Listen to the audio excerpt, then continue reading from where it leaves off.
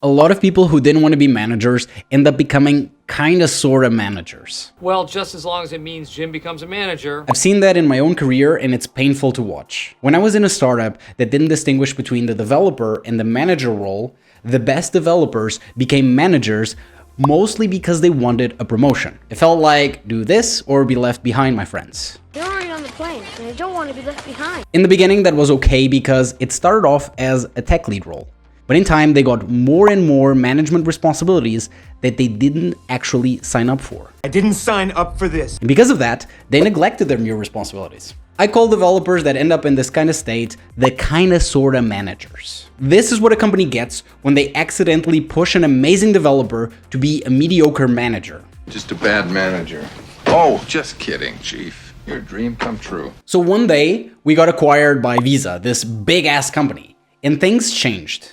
That's because Visa, like many other companies, lets developers grow their career without having to become managers. And that's really brilliant because a developer should be able to progress as high as a manager and not feel forced to switch tracks. So Visa offered managers the choice to switch back to the individual contributor path without being demoted. Most of my fellow managers took that deal. In some cases, they were actually promoted during the switch because they were far better developers than they were managers. Talk about a great career move. You get more money and you get to do what you actually love. So you might be asking yourself, does it work to get into management just to further your own career? And the answer is yes, it kind of works, but only temporarily. It will stall your career after that. Because if you don't like what you're doing, you're not going to be very good at it. And you're not going to be able to move up in your organization. It also has the mild side effect of destroying your happiness. Although, as you can see, there were some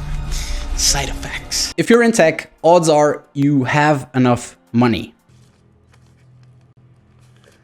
Okay, scratch that. We're stuck in the hedonic treadmill and there's never enough money.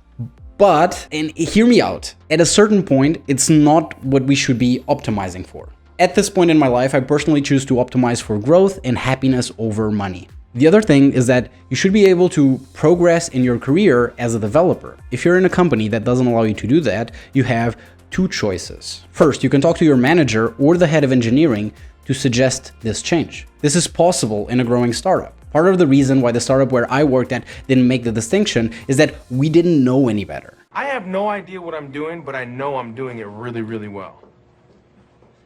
My mentor taught me this lesson. Never assume malice when incompetence can explain things. I've never seen that rule fail in the tech world. The other option you have is to change to a company that doesn't limit your choices or forces you down the wrong path. Is that way? He's remembered. No, but the air doesn't smell so foul down here. If you doubt in the air, always follow your nose.